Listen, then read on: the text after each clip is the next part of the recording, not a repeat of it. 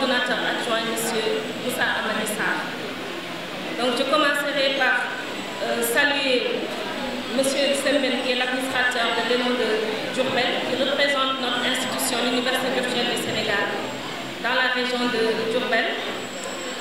Je salue également M. Amsendiaï, qui est agent à la DICI, qui est notre agent chargé de la gestion technique, qui fait très bien son travail. Il fait partie de mes meilleurs agents. On a moins de problèmes à Diourbel. Il s'est également beaucoup investi pour l'organisation de cette conférence-là. Donc c'est lui qui a été le point de contact entre les étudiants et moi-même. Je remercie également Madame Ndiaye Fatima, qui est mon assistante, que j'ai beaucoup fatiguée parce que je lui ai dit que je n'ai pas y aller toute seule, qu'il faut venir avec moi. Donc elle n'était pas obligée, c'est un samedi, mais je l'ai fait travailler et elle a accepté volontiers de venir m'accompagner. Je salue tous les invités qui sont présents ici dans cette salle, toutes les autorités, notamment le censeur du lycée scientifique d'excellence de Diourbel, qui est un partenaire de l'Université virtuelle du Sénégal.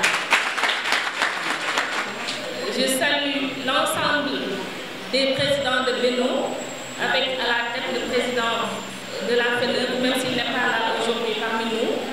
Transmettez-lui mes chaleureuses salutations.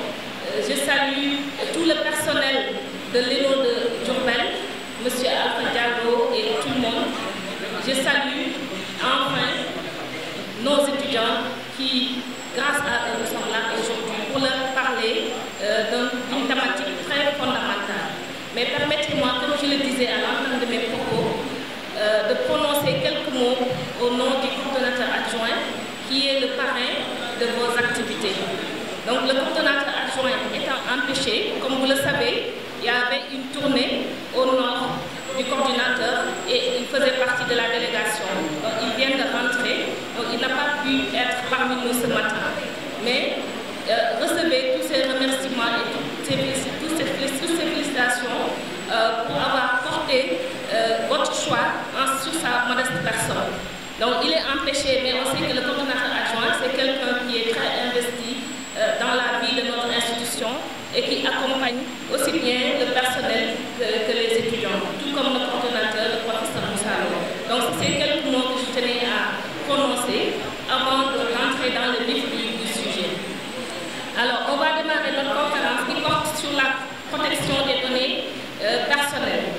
On peut utiliser le terme données personnelles ou bien données à caractère personnel. C'est un sujet qui est d'actualité et c'est un sujet aussi qui adresse tout le monde, toute la population est concernée par cette thématique. C'est pourquoi quand j'ai échangé avec Amsa sur la thématique, je lui ai proposé cette thématique-là qui est vraiment fondamentale.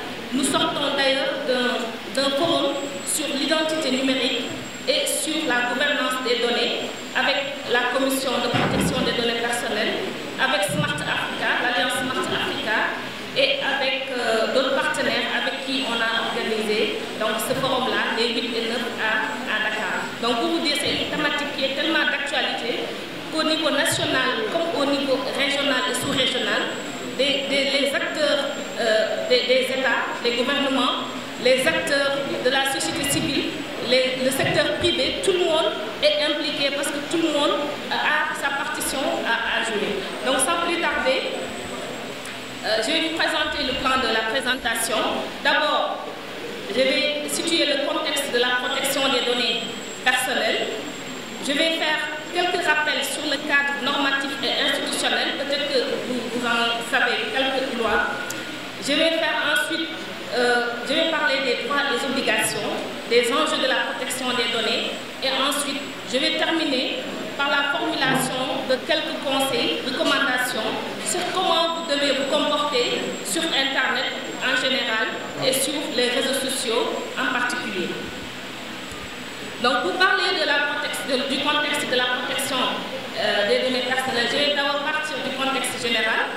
Comme vous le savez, aujourd'hui, nous sommes en 2022. L'évolution technologique a connu vraiment une progression fulgurante et en 2018, en 2022 du moins, nous assistons à une prolifération d'outils technologiques qui favorisent et facilitent la collecte et le traitement des informations, c'est-à-dire des données, grâce à la puissance de calcul des ordinateurs, la puissance des algorithmes, le cloud computing, l'intelligence artificielle, le big data, le machine learning, le blockchain. Tout ça, ce sont des technologies et il y a certaines formations de l'UVS, du pôle STM, qui sont axées sur ces nouvelles technologies émergentes-là, notamment l'intelligence artificielle.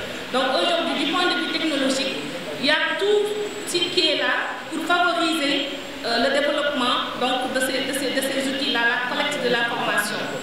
Il y a également un autre aspect qui est très important, c'est la banalisation des terminaux connectés. Donc avant, on avait de gros ordinateurs, on avait ce qu'on appelait des mainframes, c'est des sortes de data centers qui étaient vraiment le centre de données de chaque entreprise et que les utilisateurs n'avaient même pas la possibilité d'avoir un ordinateur. Pour se connecter à un système centre de données, il fallait se déplacer, avoir une sorte de client léger, se connecter à ce centre de données-là. Donc aujourd'hui, l'évolution technologique a fait que on a la banalisation de ces terminaux connectés-là. Non seulement on a l'ordinateur fixe, on a l'ordinateur portable, mais mieux, on a des smartphones, on a des téléphones qui sont beaucoup plus intelligents que les terminaux qu'on avait il y a 20 ans ou il y a 15 ans. Donc cette banalisation-là a permis, on a même l'Internet des objets. On peut avoir des montres connectées, des valises connectées, etc. Des réfrigérateurs connectés. Donc aujourd'hui, on assiste à la banalisation du device, du périphérique de connexion qu'on appelle un terminal de connexion. Mais toujours au niveau technologique, on a l'évolution des réseaux de données.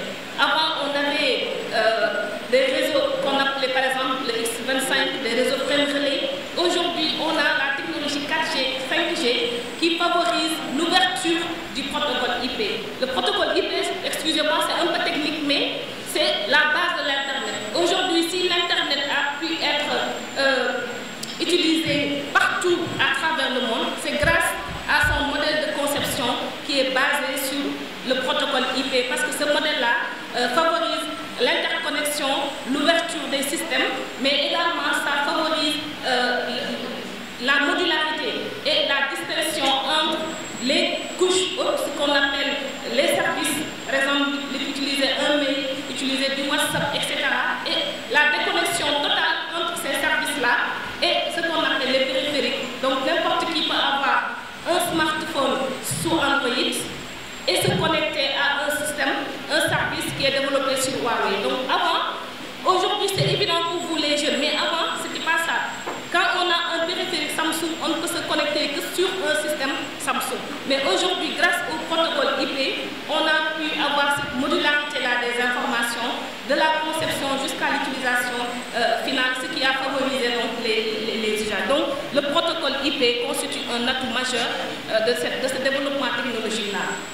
Donc avec tous ces points-là que je viens d'énumérer, nous assistons à la transformation digitale, à l'ère de la transformation digitale. Nous, qu'on le veuille ou non, nous sommes tous en train de vivre cette transformation digitale dans tous les secteurs d'activité que nous évoluons, que ce soit dans le secteur de l'éducation, on a l'université virtuelle, où l'enseignement a été dématérialisé, on fait de la formation à distance sur des plateformes en ligne où l'apprenant n'a pas besoin de se déplacer pour apprendre, étudier, où l'apprenant n'a pas besoin d'être en face physiquement de son enseignant pour échanger avec lui. Il y a des outils qui permettent des communications comme Zoom, comme Blackboard que vous utilisez à l'UVS, comme Google Meet. Il y a énormément d'outils qui permettent aujourd'hui de vivre la transformation digitale dans le domaine de l'éducation. Mais ce n'est pas dans le seul domaine qu'on vit la transformation digitale. Dans tous les secteurs, que ce soit dans le secteur de l'industrie, de l'économie, dans le secteur du tourisme, dans le secteur de la gestion du gouvernement, etc., de l'administration publique, on a énormément de services aujourd'hui qui font que nous sommes en train de vivre la transformation digitale, qu'on le veuille ou non. Quand on veut avoir un permis aujourd'hui, on va vous dire, vous allez avoir un permis numérique. On va vous dire, vous allez avoir une carte d'identité numérique. On va aller vers des passeports numériques. On va aller vers n'importe quoi numérique. Donc, nous sommes en train de subir cette transformation digitale-là. Et nous-mêmes, nous créons aussi des services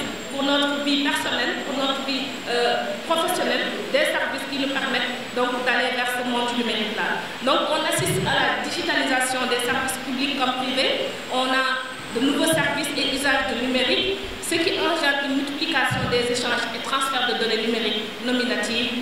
Comprenez par là, c'est des données qui sont relatives à vos noms, à vos prénoms, etc. Donc, aujourd'hui, en 2022, on ne peut pas, il est difficile de quantifier la volumétrie, le nombre d'informations qui circulent aujourd'hui sur Internet, ne serait-ce que Google, le nombre de recherches qui se font par seconde sur Google, le nombre de documents partagés sur Google, le nombre d'informations publiées dans les sites de services, dans les sites d'information web, c'est difficile de les quantifier.